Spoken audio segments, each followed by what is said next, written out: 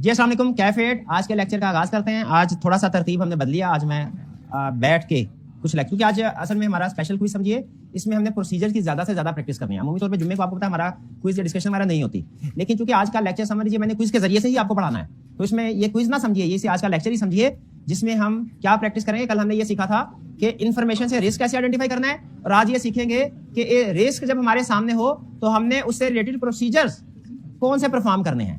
तो आज के क्विज में बेसिकली क्या होगा, आपको कुछ प्रोसीजर रिस्क बताए जाएंगे, आपने चूज करना होगा कि इस रिस्क के लिए कौन सा प्रोसीजर रेलिवेंट है और कौन सा नहीं है। ठीक है, मैं आपकी जजमेंट चेक करना चाहता हूं। रटा तो आप एंड में हैर लगा ही लेंगे, लेकिन मैं चाहता हूं मैक्सिमम काम हम अपनी जजमेंट के जरिए से करें। इसलिए देखिए 20 क्वेश्चन, हालांकि 20 क्वेश्चन होते नहीं है, तो ये से आज का लेक्चर ही समझिए। 54 आज का लेक्चर, तो ये कल का लेक्चर करना है, कल के लेक्चर की बेस पे इसी तरह होता है भाई जी। स्टार्ट करें, तैयार है? हाइब्रिड वाले स्टूडेंट्स अगर तैयार है तो हाथ उठाइए जरा, हाइब्रिड वाले स्टूडेंट। चलिए जी, पहला क्वेश्चन ये रहा आपके सामने।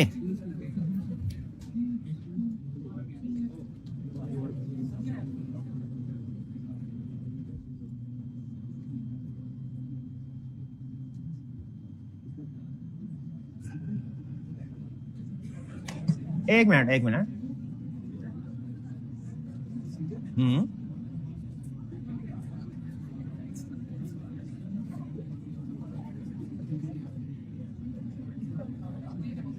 ओके, कौन सा प्रोसीजर ना?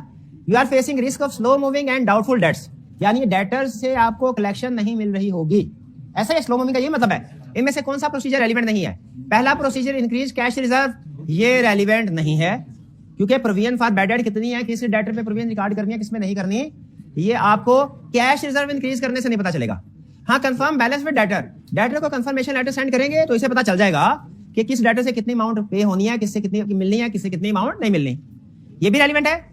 फिजिकल इन्वेंटरी काउंट, ये डेटर्स के लिए रेलिवेंट नहीं, तो पहला और तीसरा ये दोनों ही रेलिवेंट नहीं है। एनालाइज सब्सिक्वेंट कैश रिसीट्स, ये रेलिवेंट है। देखा जाए कि ईयर एंड के बाद किस डेटर से कैश रिसीव हुआ है, जिस डेटर से कैश रिसीव हुआ है इसका मतलब है वो बैड डेट नहीं है, वो गुड है, उस पर प्रोविजन रिकॉर्ड नहीं करनी। तो यहां पे बेसिकली पहला और तीसरा ये दोनों ही नॉट रेलिवेंट है। ठीक है जी, नहीं, ये सब्सिक्वेंट कैश रिसीट समझ आ गया आपको क्या, कि डेटर से देख लें ईयर एंड के बाद कितना कैश रिसीव हुआ। ठीक है, जितना कैश रिसीव हुआ इसका मतलब है वो गुड डेटर है, और ईयर एंड के बाद जिनसे कैश रिसीव नहीं हुआ वो बैड डेट है, उनकी प्रोविजन रिकॉर्ड करें। ये समझ आ गया प्रोसीजर? तो इसका मतलब डेटर के दो प्रोसीजर आपको समझ आ गए, आपने मुझसे पूछने नहीं। आप कौन से दो प्रोसीजर आपको बताना चाहिए? एक डेटर को कंफर्मेशन लेटर सेंड करते हैं, और दूसरा क्या प्रोसीजर कि ईयर एंड के बाद देखते हैं डेटर से कैश रिसीव हुआ कि नहीं हुआ। भाई ये तो प्रोसीजर समझ आ गए। आइंदा आपसे पूछा जाए डेटर के सब्सटेंटिव प्रोसीजर बताओ, कम से कम दो प्रोसीजर बता देंगे। कौन से? कंफर्मेशन लेटर टू डेटर, और आगे सवाल पूछे, आगे गैस करें। अगर मैंने आपको नहीं पढ़ाया, जजमेंट देखते हैं, जजमेंट आ रही है, लेकिन आपसे कहा क्रेडिटर के दो प्रोसीजर बताओ, शाबाश भाई। डेटर को कंफर्मेशन लेटर भेजते हैं तो क्रेडिटर को नहीं करते होंगे। डेटर को ईयर एंड के बाद देखते हैं कैश रिसीव हुआ कि नहीं, क्रेडिटर को नहीं देखेंगे पे हुआ कि नहीं। यह है जजमेंट का फायदा, वरना अगर रट्टे के ऊपर जाएं तो डेटर्स के अलग याद कर रहे होंगे, क्रेडिटर्स के अलग याद कर रहे होंगे। समझ रहे हैं? मैं इसलिए जजमेंट की तरफ आपको लेके आना चाह रहा हूं। आगे चले जी, चलिए क्वेश्चन 2, ये रहा क्वेश्चन 2 आपके सामने।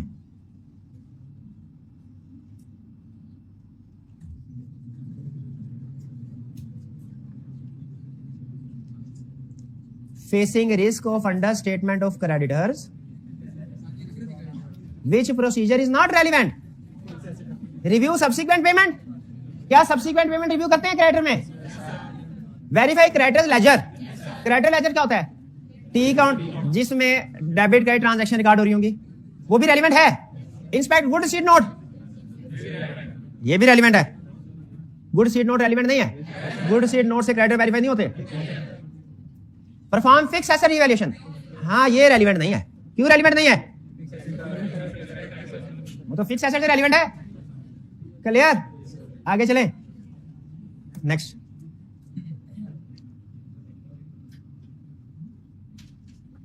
क्वेश्चन 3, ये रहा क्वेश्चन 3।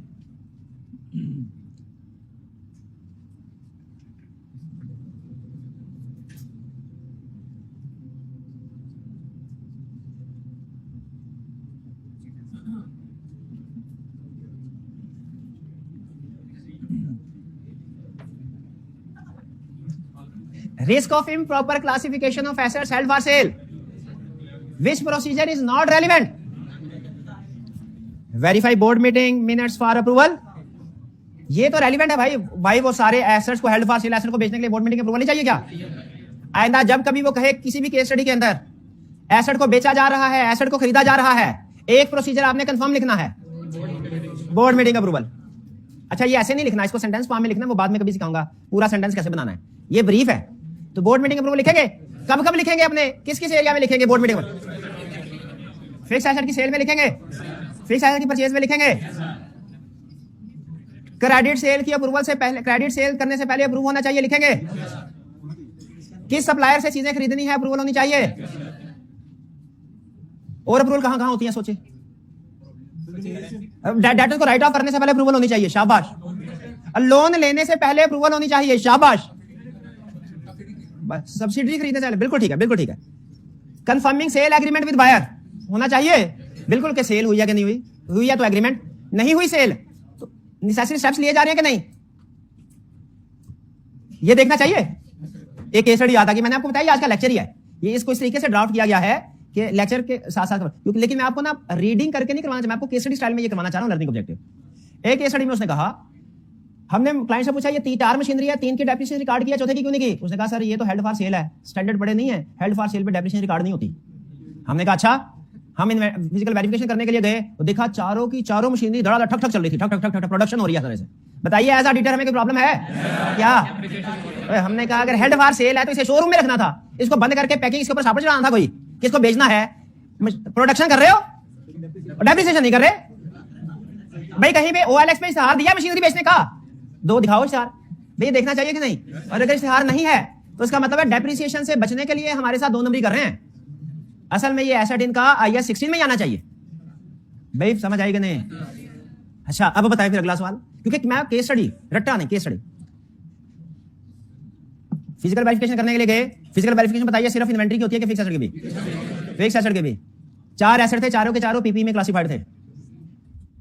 हमने जब देखा 3 बिल्कुल ठीक ठाक हालत में चल रहे थे, चौथे वाला बंद पड़ा था, जंग लगा हुआ था, हाथ लगाया, हमारे अपने हाथ गंदे हो गए, क्या रिस्क है? इंपेयरमेंट, शाबाश, समझ आइए। इसीलिए कह रहे हैं review steps taken to sell asset, पता चले एसेट को सेल करने के लिए कुछ स्टेप्स ले रहे हैं कि नहीं ले रहे।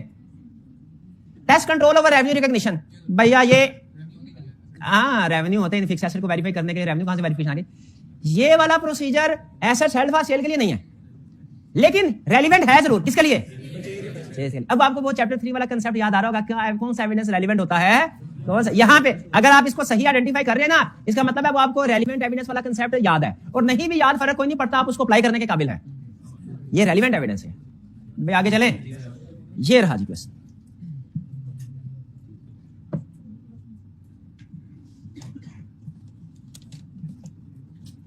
क्वेश्चन 4, ये रहा क्वेश्चन 4 आपके सामने।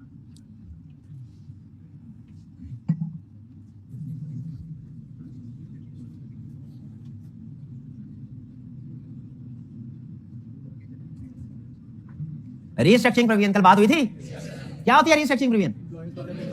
एम्प्लॉइज को जाओ, ये किस केस में रीस्ट्रक्चरिंग प्रोविजन आती है? क्लोजर ऑफ फैक्ट्री, ये हुई ना बात, ये किया खुश आपने, शाबाश। तो इसमें कौन सा प्रोसीजर रेलिवेंट नहीं है? ऑब्टेन रीस्ट्रक्चरिंग प्रोविजन, प्रोविजन की कैलकुलेशन लेनी चाहिए, रेलिवेंट है, ये प्रोसीजर रेलिवेंट है। इसका मतलब ये हुआ कोई भी प्रोविजन अगर आएगी ना तो उसकी कैलकुलेशन हम क्लाइंट से लेके चेक करेंगे, ये रेलिवेंट है। अब मुझे बताइए, मैंने आपको प्रोविजन फॉर बैड डेट के प्रोसीजर नहीं सिखाए, एक प्रोसीजर बताएं क्या? Calculation provision. मैंने आपको वारंटी की प्रोविजन के प्रोसीजर नहीं सिखाया, उसका प्रोसीजर बताएं। कैलकुलेशन चेक करें और देखें assumption रीजनेबल है कि नहीं, ठीक है? वारंटी पीरियड देखिए, बिल्कुल इसी तरह कोई भी प्रोविजन आ गई, ये प्रोसीजर फिट कर देंगे उधर कि क्लाइंट से प्रोविजन की कैलकुलेशन लें और चेक करें कि वो रीजनेबल है कि नहीं, एस्टिमेट जो यूज में रीजनेबल है कि नहीं। क्लियर हो ये बात भाई, समझ आ रही है? अच्छा, आज का लेक्चर ऐसे समझिए ना, प्रोसीजर इंशाल्लाह आपके केस स्टडी पार है, बाकी रटे वाला पॉइंट रह जाएगा, वो अव्वल तो आई क्या पूछता ही नहीं है, और अगर पूछे भी तो उसमें आप एक्सपर्ट है, मुझे आपके रटे से कोई मतलब खतरा नहीं है, वो कंफर्टेबल केस स्टडी में। इंस्पेक्ट एम्प्लॉय टर्मिनेशन एग्रीमेंट, ये रेलिवेंट होता है। एग्रीमेंट में क्या लिखा होता है कि अगर हमने आपको टर्मिनेट किया तो 3 महीने की तनख्वाह देके भेजेंगे, घर के 6 महीने की देंगे, जो भी देंगे। Confirm final settlement with labour union, अगर लेबर यूनियन है उन्होंने कहा तो अगर एक एम्प्लॉय को आपने फायर करना हो ना तो फिर एम्प्लॉय टर्मिनेशन एग्रीमेंट देखते हैं, और अगर लेबर यूनियन हो तो लेबर यूनियन तो सबका इकट्ठा मैटर डील कर रहे होते हैं, फिर उसके साथ एग्रीमेंट जो होगा वो देखेंगे। और रिव्यू प्रोडक्ट डेवलपमेंट कॉस्ट, ये रिसर्चिंग प्रोविजन के लिए रेलेवेंट नहीं है। शाबाश, ये डेवलपमेंट कॉस्ट के लिए रेलेवेंट है। क्वेश्चन के अंदर इतनी लाइन लिखेगा, during the year company developed a new product, और आगे चल जाएगा। इस एक लाइन की वजह से आपने डेवलपमेंट कॉस्ट के 5-6 प्रोसीजर लिखने होंगे। कंपनी इशूड राइट शेयर, सीफैब की केस स्टडी में सिर्फ ये लाइन लिखी थी। क्या लिखी थी? Company issued right share during the year. उसने कोई 10 प्रोसीजर लिख दिए थे। किसके भला? शेयर इशू के, लीगल अप्रूवल ली के नहीं, कमीशन की, जो राइट इशू किया वो एग्जिस्टिंग शेयर होल्डर को पहले ऑफर किया कि नहीं किया, अगर इशू एट डिस्काउंट किया कि इशू एट प्रीमियम किया, जो इशू एट प्रीमियम किया तो प्रीमियम को या डिस्काउंट को अलग से रिकॉर्ड किया कि नहीं किया, ये सारी आगे कैलकुलेशन। सिर्फ एक लाइन क्या? Company issued right share during the year. ठीक है, तो ये छोटी ये केस स्टडी जब सामने आएगी फिर आपको पता चला। लेकिन आपके लेवल पे केस स्टडी में वो बड़ा बड़ा करके बताता है, 3-4 लाइनों में एक ही मसला डिस्कस करता रहता है, आपको पता चल जाता है हमने इसके प्रोसीजर बताने। सीफैब में वो सिर्फ आधी लाइन में मसला डिस्कस करके बाकी इररिलेवेंट इंफॉर्मेशन देता है, तो कहता है लो बच्चे पहचानो इसमें क्या मसला था। आगे चले जी, नेक्स्ट क्वेश्चन 5। ये रहा जी क्वेश्चन 5 आपके सामने।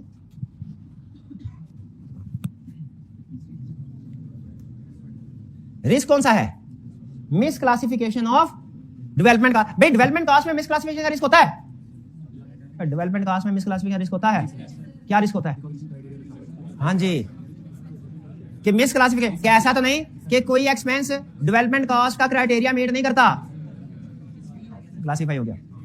Inspect classification of research and development cost करते, recognition criteria for development cost, ये भी देखेंगे। Verify clients working for impairment, development cost impairment नहीं होती। Confirm calculation with financial controller,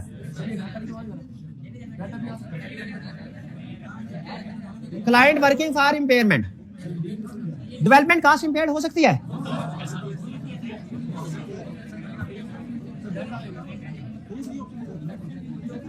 ये प्रोसीजर वर्किंग फॉर इंपेयरमेंट, ये रेलेवेंट कंफर्म कर। Development cost में मेरी अंडरस्टैंडिंग के मुताबिक इंपेयरमेंट नहीं होती। अच्छा एक मिनट है, कितने स्टूडेंट का ख्याल है डेवलपमेंट कॉस्ट में इंपेयरमेंट होती है? कितना? हाइब्रिड में भी वोट देते भाई, हाइब्रिड में कितनों का ख्याल है डेवलपमेंट कॉस्ट में इंपेयरमेंट नहीं होती? अच्छा नहीं वाले ज्यादा है। ओके ओके, लेकिन अब आपने करना यह है अकाउंटिंग के टीचर से पूछना है। IAS 38, मेरा भी यही ख्याल है नहीं होती। चले मैं बस कर दें, बस कर दीजिए। बेनिफिट ऑफ डाउट आपको दे रहा हूं, बेनिफिट ऑफ डाउट दे रहा हूं, लेकिन ये आपने कंफर्म कर लेना है कि क्या डेवलपमेंट कॉस्ट, मेरी अंडरस्टैंडिंग यही है इंपेयरमेंट नहीं होती। ओ भाई बस कर दे, आगे चलें, बस कर दीजिए, बस कर दीजिए, लेक्चर के ऊपर फोकस करें। नेक्स्ट क्वेश्चन ये रहा आपका।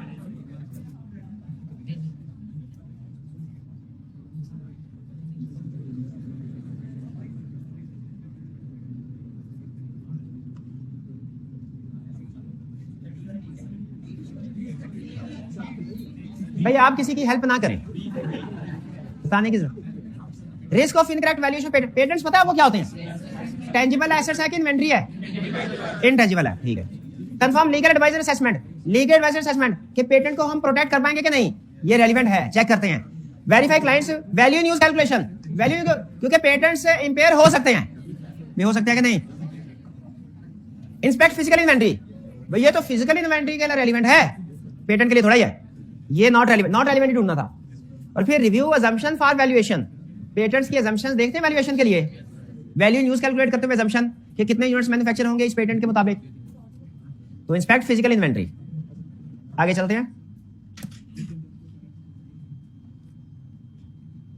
क्वेश्चन 7, ये रहा question 7।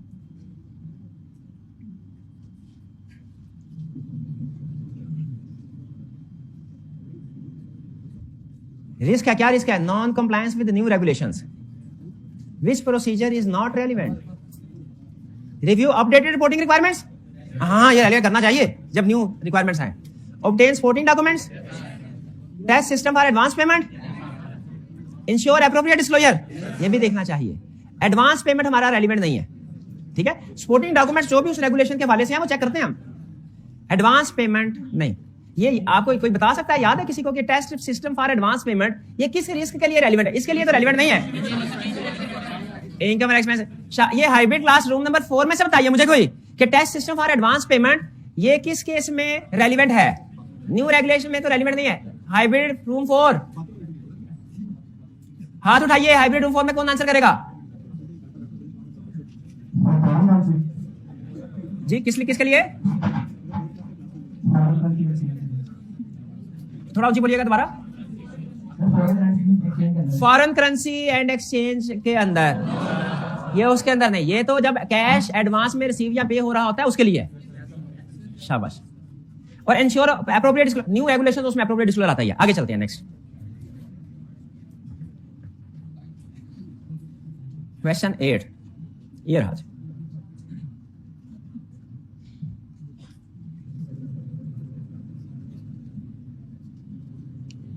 Incorrect regarding of foreign currency transaction. Which person?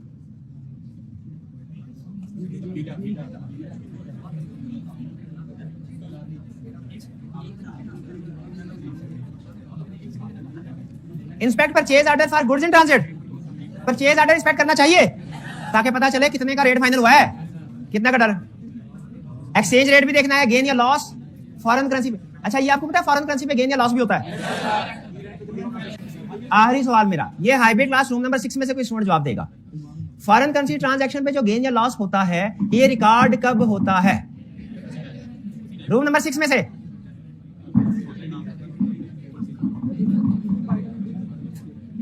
ये रेंड, शाबाश, ये रेंड पे करेक्ट। आगे चलते हैं।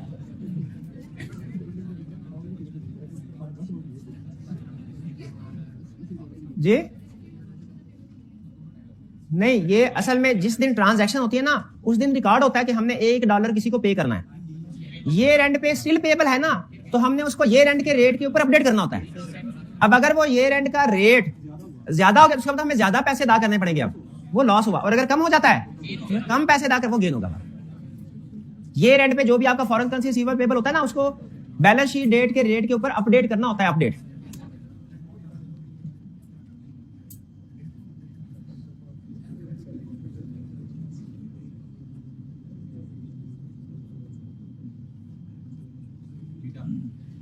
Incorrect capitalization of fixed asset.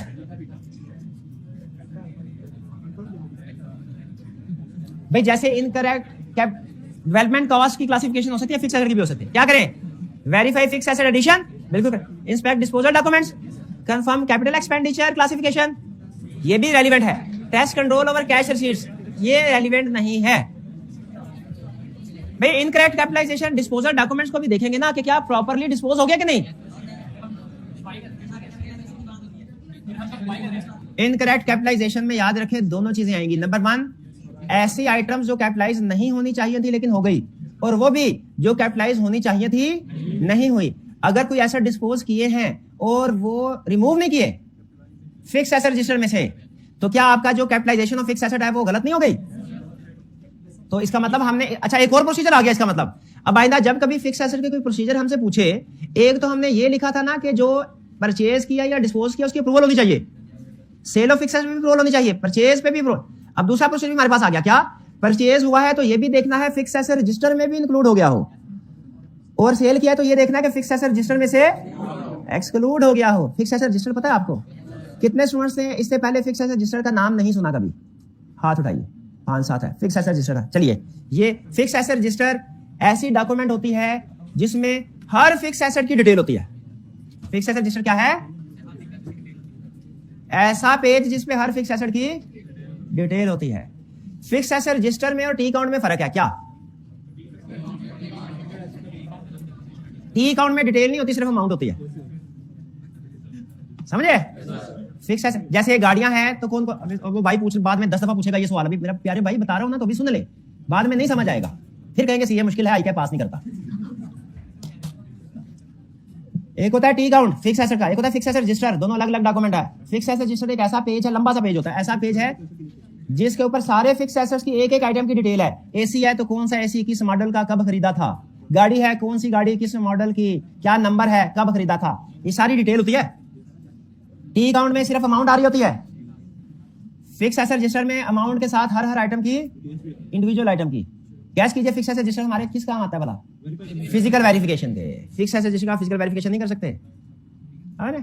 अब एक स्टेटमेंट दे रहा हूं, ट्रू और फॉल्स करनी है, ऐसे पता चलेगा आपको फिक्स एसेट रजिस्टर का कांसेप्ट समझ आया कि नहीं।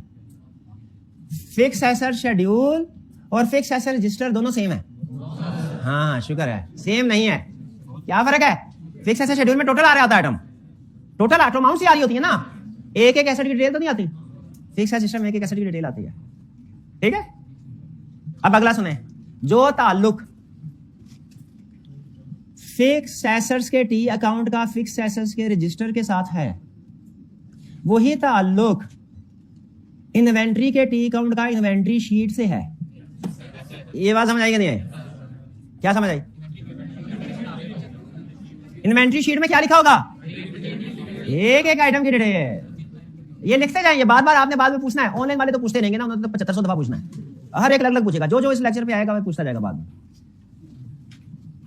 तो हाँ, जो फिक्स एसेट का ताल्लुक फिक्स एसेट रजिस्टर से है, वही ताल्लुक इन्वेंट्री अकाउंट का इन्वेंट्री शीट से है। और इन्वेंट्री शीट को कभी स्टॉक शीट कह दिया तो आपने कहना सर ये क्या है, तो बता दूंगा भाई कि दोनों सेम ही है। ये समझ आ रही है? अब आगे सुने। जो ताल्लुक इन्वेंट्री अकाउंट का इन्वेंट्री शीट के साथ है, वही ताल्लुक डेटर्स कंट्रोल अकाउंट का लिस्ट ऑफ डेटर्स के साथ है। लिस्ट ऑफ डेटर पता है क्या होती है? लिस्ट ऑफ डेटर में डेटर कंट्रोल अकाउंट में क्या फर्क है? डेटर्स कंट्रोल अकाउंट में सिर्फ टोटल की अमाउंट आ रही होती है, लिस्ट ऑफ डेटर में एक एक डेटर की डिटेल आ रही होती है, किससे कितना डेटर। अच्छा बताइए, स्टॉक शीट को किस लिए इस्तेमाल करते थे? फिजिकल वेरिफिकेशन के लिए। डेटर की लिस्ट को किस लिए इस्तेमाल करते हैं? वेरीफाई करने के लिए। फेक डेट कैसे वेरीफाई करते हैं? कंफर्मेशन लेटर के जरिए से। इधर फिजिकल वेरिफिकेशन क्यों नहीं लिखी आपने? डेटर्स की थोड़ी फिजिकल वेरिफिकेशन होगी। डेटर तुझे हाथ लगा के चेक करूं तो है कि नहीं, ऐसे थोड़ी होगा। नहीं नहीं भाई, समझ लगी आप? नहीं लगी? है कोई माई का लाल क्लास में, है कोई माई का लाल क्लास में जो ये बताए कि डेटर्स कंट्रोल अकाउंट में और डेटर्स के सब्सिडी लेजर में क्या फर्क है?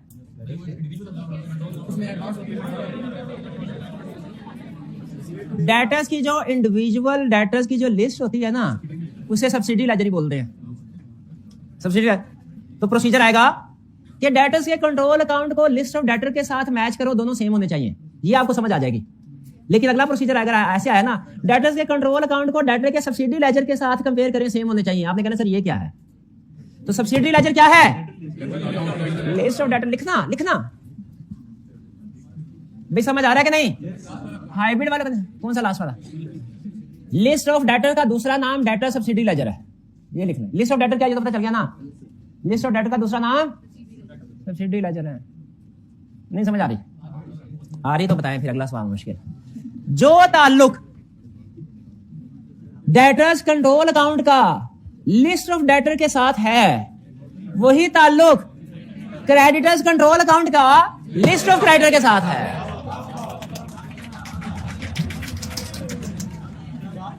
इरशाद फिर से। जो ताल्लुक फिक्स एसेट्स टी अकाउंट का फिक्स एसेट रजिस्टर के साथ है, जो ताल्लुक इन्वेंट्री अकाउंट का स्टॉक शीट के साथ है, जो ताल्लुक लिस्ट ऑफ डेटर, जो ताल्लुक डेटर कंट्रोल अकाउंट का लिस्ट ऑफ डेटर के साथ है, वही ताल्लुक क्रेडिटर कंट्रोल अकाउंट का लिस्ट ऑफ क्रेडिटर के साथ है। तो बताइए कि अगर हमने कंफर्मेशन लेटर सेंड करना है तो सैंपल कंट्रोल अकाउंट से उठाना चाहिए कि लिस्ट से? शाबाश। आखिरी सवाल, अगर हमें डेटर की वेरिफिकेशन के दौरान ये प्रोसीजर परफॉर्म करना चाहिए कि कंट्रोल अकाउंट को सब्सिडी लेजर के साथ कंपेयर करें? भाई सब्सिडी लेजर क्या होता है? इंडिविजुअल लिस्ट को कहते हैं। कंट्रोल अकाउंट क्या होता है? जिसमें ओवरऑल बैलेंस आ रहा होता है। सैंपल कहां से उठाएंगे? कंफर्मेशन लिस्ट से। ये चीज आगे चले। ओके हो गया? आगे चले। यही आज का लेक्चर है, बोला था ना, इसी में प्रोसीजर भी निमट रहे हैं।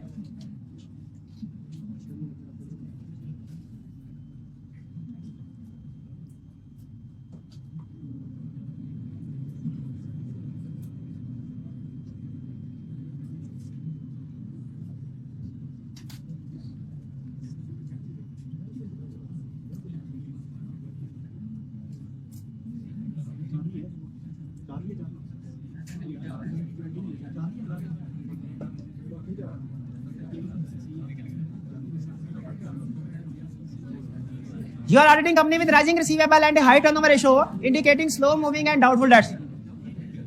ठीक है, यानी डेटर्स बढ़े हैं. इसको उड़ा दे, इसको उड़ा दे. डेटर्स बढ़ रहे हैं, तो हमने डेटर से रिलेटेड प्रोसीजर पर था. Review ageing report of receivable. Ageing report क्या होती है? कभी काउंटिंग में पढ़ा एजिंग रिपोर्ट? कितने स्टूडेंट्स को ने पहली दफा सुना एजिंग रिपोर्ट क्या होती है? नहीं पता. एजिंग रिपोर्ट, शाबाश. एजिंग रिपोर्ट ही नहीं पढ़ी कृपया. सुने, एजिंग रिपोर्ट ये होती है कि जैसे होती है ना पॉपुलेशन, एक जो पॉपुलेशन होती है ना, उसमें कुछ की एज होगी. अगर हम पॉपुलेशन को क्लासिफाई, पाकिस्तान की पॉपुलेशन है 25 करोड़, फर्ज कीजिए, इसमें हम एजिंग बनाएंगे.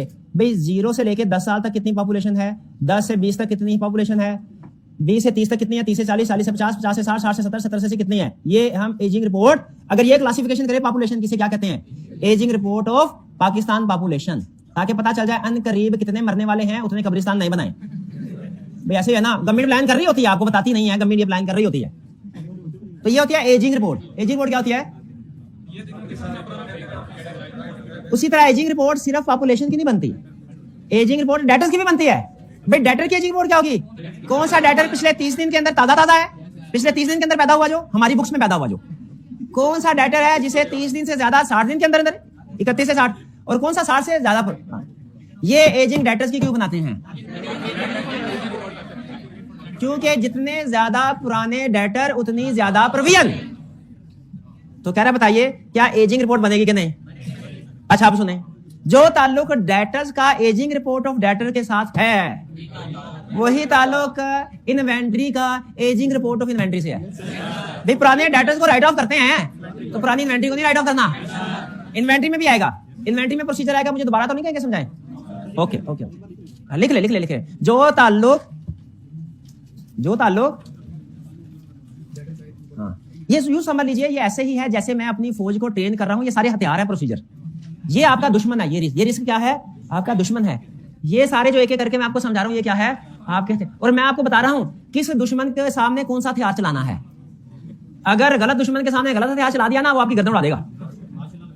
समझ रहे हैं? तो बाज़ औक़ात एक हथियार एक से ज्यादा दुश्मनों पे चल जाता है. जैसे कंफर्मेशन लेटर, डेटर पे भी चल गया, क्रेडिटर पे भी चल गया, बैंक पे भी चल गया. बैंक पे भी चलता है. सोचे सोचे सोचे सोचे. जैसे वो सब्सिडरी लेजर वाला पॉइंट, लिस्ट वाला पॉइंट, वो डेटर में भी था, क्रेडिटर में भी था, इन्वेंट्री में भी था, फिक्स एसेट में भी था. कंसेप्ट तो वही था, नाम बदल गए थे. फिक्स एसेट में उस लिस्ट को कहते हैं फिक्स एसेट रजिस्टर, और इन्वेंट्री में उसे कहते थे स्टॉक शीट, और डेटर में उसे कहते थे subsidy laser of debtor. Credit में सब्सिडी है तो वही ना. लिख ले लिख ले लिख ले लिख ले. ये सारी चीजें लिखी हुई हैं किताब में, प्रोसीजर सारे एक एक प्रोसीजर लिखा है. आपने सिर्फ पढ़ के याद आ जाए ये एजिंग रिपोर्ट क्लास में डिस्कस हुआ था, तो इसका मतलब क्या? ये आज ही पढ़ना लाजमी है आपके लिए. Procedure, confirm balance with major debtors. बड़े बड़े डेटर को कंफर्मेशन लेटर सेंड करना चाहिए, और किसको करना चाहिए? तो ये भी रेलिवेंट है. इसका मतलब है ये सिलेक्ट नहीं करना. Verify bank reconciliation statement. और भाई डेटर को वेरीफाई कर रहे हैं, बैंक कहां से आ गया? भैया ये तो बैंक में रेलिवेंट होगा. शाबाश. ये किस में रेलिवेंट होगा? बैंक में होगा. Analyse subsequent cash receive from debtor, debtor के लिए रेलिवेंट है. और ये वाला जो प्रोसीजर है ना, याद रखें, हर रिसीवेबल और पेएबल के लिए है. दुनिया का हर रिसीवेबल जो बैलेंस शीट में है, आपने ये रेंट के बाद देखना है वो रिसीव हो गया कि नहीं. और दुनिया का हर पेएबल जो बैलेंस शीट में है, ये रेंट के बाद देखना है पेएबल हो गया कि नहीं. भी समझ आ रही कि नहीं आ रही? आगे चलें. अच्छा, verify bank reconciliation statement. Reconciliation क्या होती है? एजिंग रिपोर्ट समझ आ गई क्या है? एजिंग रिपोर्ट क्या होती है? अब सुनिए रिकंसिलिएशन क्या होता है. कितने स्टूडेंट ने रिकंसिलिएशन पहली दफा सुना है? बैंक रिकंसिलिएशन स्टेटमेंट नहीं सुना हुआ? हाथ में.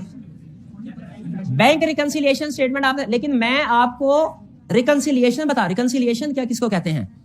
जब एक ही ट्रांजैक्शन का रिकॉर्ड, कंसेप्ट सुनिए रिकंसिलिएशन का. कंसेप्ट क्या है? एक ट्रांजैक्शन का रिकॉर्ड दो मुख्तलिफ जगहों पे मेंटेन हो रहा हो, तो कुछ अरसे के बाद दोनों को मैच कर लेना चाहिए, ताकि किसी एक जगह पे एरर या मिशन है वो सामने आ जाए. अब जो बैंक की ट्रांजैक्शन होती है ना, उसका रिकॉर्ड एक बैंक भी मेंटेन कर रहा होता है, कंपनी भी मेंटेन हो रही है.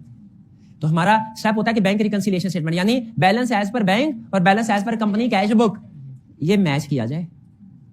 समझे? Reconciliation statement. अगला सवाल, क्या रिकंसिलिएशन स्टेटमेंट सिर्फ बैंक में बनती है? नहीं नहीं नहीं. स्टॉक में भी बनती है। कैसे? अगर स्टॉक का फिजिकल बैलेंस है और स्टॉक का बुक बैलेंस है, क्या मंथ एंड के ऊपर दोनों को रिकंसाइल नहीं होना चाहिए कि पता चले बुक अकाउंट के मुताबिक कितना बैलेंस है, फिजिकल कितना बैलेंस है, अगर चोरी हो रहा है तो वो सामने आ जाएगा। तो रिकंसिलिएशन सिर्फ बैंक पे नहीं है, रिकंसिलिएशन स्टॉक में भी है। रिकंसिलिएशन सिर्फ स्टॉक में नहीं है, डेटर्स में भी है कि डेटर्स कंट्रोल अकाउंट का बैलेंस और जो लिस्ट ऑफ डेटर्स का बैलेंस है ये भी तो मैच करने चाहिए। इनके लिए भी लफ्ज बोला जाता है रिकंसिलिएशन, तो मैच होने चाहिए ना, लिस्ट का टोटल और डेटर कंट्रोल अकाउंट का क्लोजिंग बैलेंस। और बताइए एक एरिया जिसमें रिकंसिलिएशन होती है, क्रेडिटर्स। क्रेडिटर्स कंट्रोल अकाउंट का बैलेंस भी लिस्ट ऑफ क्रेडिटर के साथ रिकंसाइल होना चाहिए, मैच होना चाहिए। ठीक है क्या नहीं? हाँ जी। तो इसलिए ये रिकंसिलिएशन, बैंक रिकंसिलिएशन क्या है समझ आ गई, डाटा रिकंसिलिएशन क्या है समझ आ गई, क्रेडिटर रिकंसिलिएशन क्या है समझ आ गई। क्रेडिटर रिकंसिलिएशन में कौन सी चीज किससे रिकंसाइल होती है? कंट्रोल अकाउंट टोटल का बैलेंस लिस्ट के साथ। ठीक है, आगे चलते हैं। तो इसमें बैंक रिकंसिलिएशन इररेलेवेंट है। क्यों इररेलेवेंट है? ये बैंक से question 11,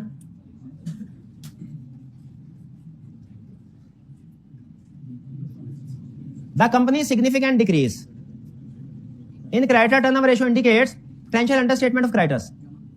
Which audit procedure is irrelevant? Subsequent payment made to supplier. अब मुझे बताइए, अगर किताब में किसी जगह ये प्रोसीजर लिखा होगा, मुझे एक्सप्लेन करने की जरूरत तो नहीं, आपको समझ लग रही है ये क्या प्रोसीजर है और ये क्यों यहां पे परफॉर्म हो रहा है? क्योंकि उससे रेलिवेंट है।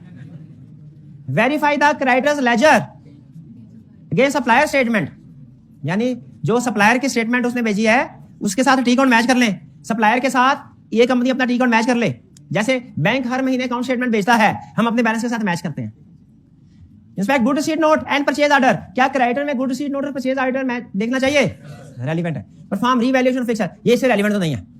अगला सवाल किससे रेलिवेंट है? शाबाश। प्रोसीजर बासा सा समझ आ रहे हैं आपको, किस प्रोसीजर का मतलब क्या है और वो किस एरिया से रेलिवेंट है और किससे रेलिवेंट नहीं है। ठीक है, यही स्किल आज के लेक्चर में डेवलप करनी है और ये केस स्टडी में बेतहाशा आपके काम आने वाली है।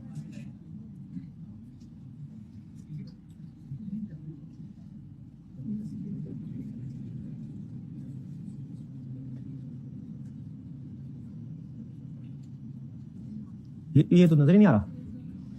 A company faces increased warranty claim and customer complaint. Which procedure is relevant to verify appropriateness of warranty provision? Review the client's calculation of warranty provision. Relevant है? बिल्कुल है। Confirm the assumptions, reasonableness of assumptions. ये भी calculation भी देखते हैं, reasonableness of assumption भी देखते हैं। फिर obtain an external expert's opinion on warranty provision. किसी एक्सपर्ट से भी पूछ सकते हैं, हम अपने ऑडिट में किसी एक्सपर्ट को यूज कर सकते हैं, बिल्कुल कर सकते हैं। और फिर inspect sale invoices for accurate recording, ये वारंटी में रेलिवेंट नहीं है तो फिर किस में रेलिवेंट है? सेल्स में। शाबाश, आगे चलते हैं। भाई ठहर जाओ, जल्दी कर दूं, ऐसे जल्दी कर दूं।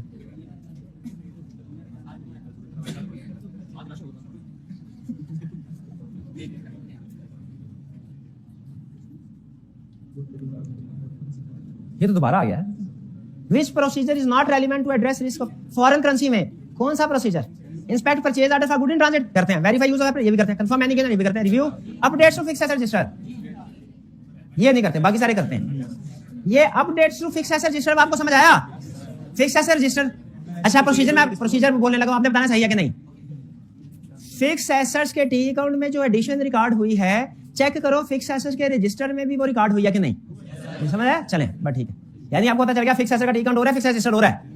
अब ये तो नहीं पूछेंगे, पिछली दफा कोई 50 दफा पूछा होगा सवाल स्टूडेंट ने क्या कि सर फिक्स एसेट शेड्यूल में और फिक्स एसेट रजिस्टर में क्या फर्क है, तो आप बता देंगे क्या फर्क है। शेड्यूल में टोटल अमाउंट आ रही होती है सिर्फ, फिक्स एसेट रजिस्टर में इंडिविजुअल आइटमाइज्ड डिटेल आ रही होती है। वेरिफिकेशन के लिए हम फिजिकल वेरिफिकेशन में किसको यूज करते हैं? रजिस्ट्रार को। ये बातें बुक में लिखी हुई है, ये प्रोसीजर सारे लिखे हुए हैं, बातें जैसे जैसे प्रोसीजर पढ़ते जाएंगे याद आती जाएंगी।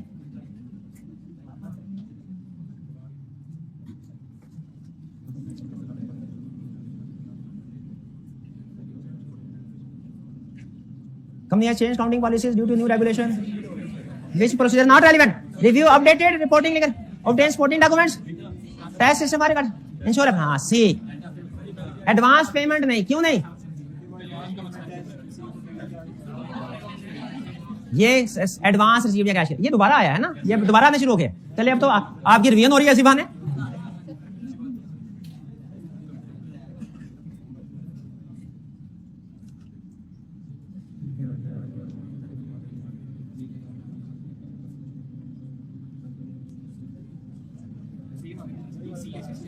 डेवलपमेंट कॉस्ट में नॉट, हाँ कोई बात नहीं, करते जाए निमटते जाएंगे। अच्छा है डेवलपमेंट कॉस्ट के लिए कौन सा रेलिवेंट नहीं? क्लासिफिकेशन रेलिवेंट है, रिकग्निशन क्राइटेरिया, इंपेयरमेंट टेस्टिंग, हाँ ये रेलिवेंट नहीं है। पिछली बार भी दोनों सही किए थे, अब भी दोनों सही। प्रैक्टिस में भी हम यही करते हैं भाई, पिछले साल भी यही काम किया था ना, इस साल भी यही काम करेंगे। ये ब्रो सही है कि गलत है प्रैक्टिस में? क्योंकि हर साल उसकी रिस्क की बेस पे काम करना चाहिए। Next question 16।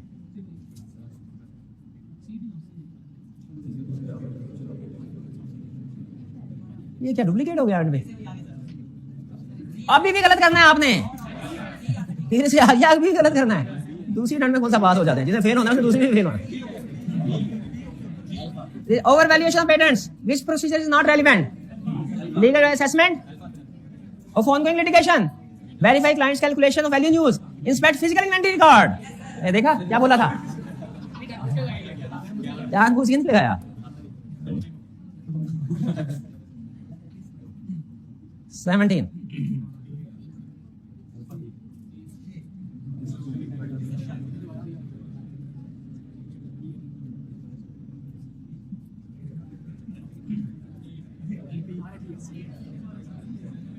Company now restructuring and employ termination, क्या है? Working paper for restructuring check करते हैं, list of return employees check करते हैं, कंफर्म फाइनल सेटलमेंट, बिल्कुल रिव्यू डेवलपमेंट कॉस्ट क्लासिफिकेशन। भाई रीस्ट्रक्चरिंग में डेवलपमेंट कॉस्ट कहां से आ गई? ये कौन है? हाँ जी शाबाश, ये बार बार पूछते हैं सवाल, क्लास में 10 दफा बता दें यार, भी फिर पूछेंगे।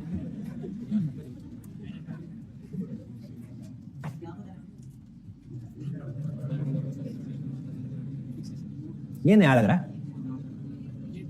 Fix asset, you observe significant addition disposal, which is not relevant, verify addition to fix asset, हां इंस्पेक्ट डिस्पोजल, ये भी कर, confirm classification, test control of cash receipts and payment, ये नहीं डी।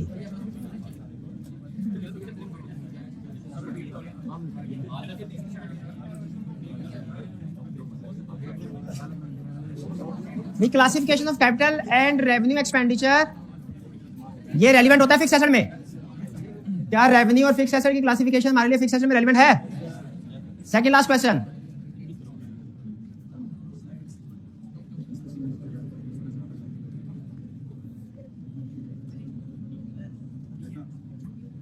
वारंटी प्रोविजन में कौन सा रेलेवेंट नहीं है? Calculation, confirm warranty claims, expert, ये नया क्वेश्चन है। और इंस्पेक्ट लॉन्ग टर्म कॉन्ट्रैक्ट। अच्छा तो long term loan agreement, loan लिया हो तो उसका एक प्रोसीजर क्या होगा? Inspect loan agreement. Last question.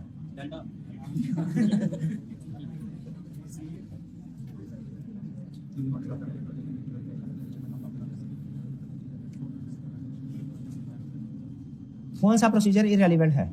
Verify the minutes of board meeting of approval, ये रेलिवेंट है। Confirm any correspondence with prospective, buy relevant है। रिव्यू स्टेप्स आइडेंटिटी, ये भी है। Test control over revenue recognition, नहीं भाईजान, हाँ जी फिक्स एसेट में रेवेन्यू होता ही नहीं है। करेक्ट। चलिए ये है हमारे आज के विनर्स। आज हमारा पूरे सेशन का सबसे लेंथी क्विज था।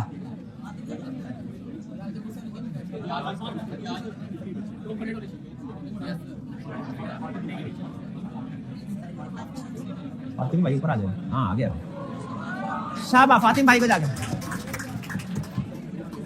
Number 2 second position, third position, third hybrid में है, फोर्थ,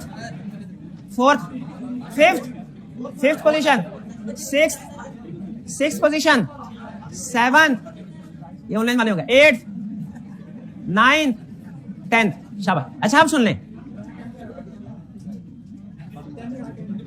ये प्रोसीजर्स हमने इसी एक्टिविटी के बहाने ये प्रोसीजर पढ़ लिए हैं। मैं चाह रहा था पढ़ाने तो हैं, तो बजाय ये कि रीडिंग करके पढ़ाऊं, क्वेश्चन थोड़े ज्यादा कर ले हम, थोड़ा इंटरेस्ट निस्बतन ज्यादा इंटरेस्टिंग रहता है सीधी रीडिंग करने से, और थोड़ा हम वैल्यूएट भी करते हैं कि रेलिवेंट है कि नहीं। तो इसीलिए ये प्रोसीजर देखेंगे, तकरीबन सारे प्रोसीजर आपने पढ़ लिया, जो रह गए हैं वो आप पढ़ेंगे तो इंशाल्लाह समझ आ जाएंगे।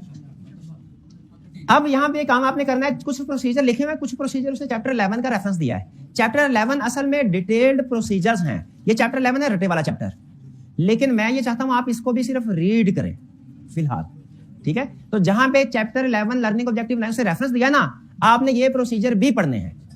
कल मैं ये एज्यूम करूंगा, कल की क्लास के लिए जरूरी है कि आप ना सिर्फ ये वाले प्रोसीजर पढ़ के आए, बल्कि इसके साथ जो चैप्टर जहां पे उसने जहां पे चैप्टर 11 का रेफरेंस दिया है वो भी पढ़ के आए। याद रखें, ये सारा लर्निंग ऑब्जेक्टिव केस स्टडीज से निकाला गया है।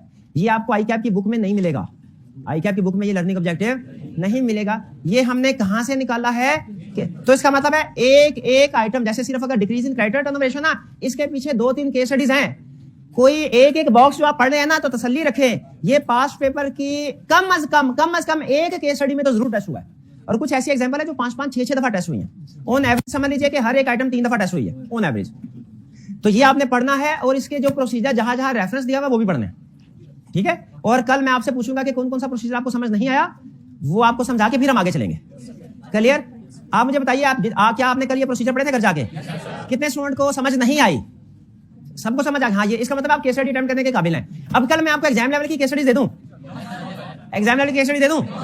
चले, कल के प्लान में हम आज की असाइनमेंट में शामिल नहीं होगा, क्योंकि आज हो सकता है कुछ प्रोसीजर आगे, जैसे ट्रेड वेबल्स। पता नहीं आप ट्रेड वेबल पढ़ के आए, कितने स्टूडेंट पढ़ के आए?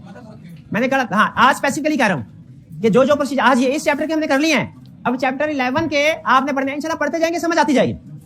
जो प्रॉब्लमेटिक चीजें थी मैंने बता दी, रिकंसिलिएशन में प्रॉब्लम होती थी, फिक्स्ड एसेट रजिस्टर में होती है, और इस तरह सब्सिडी लेजर में, ये मैंने बता दिया। बाकी सेल्फ एक्सप्लेनेटरी पढ़ के आना है। क्लियर? ये आज आपकी होम असाइनमेंट है। आज का लेक्चर यहाँ खत्म करते हैं। अल्लाह हाफिज।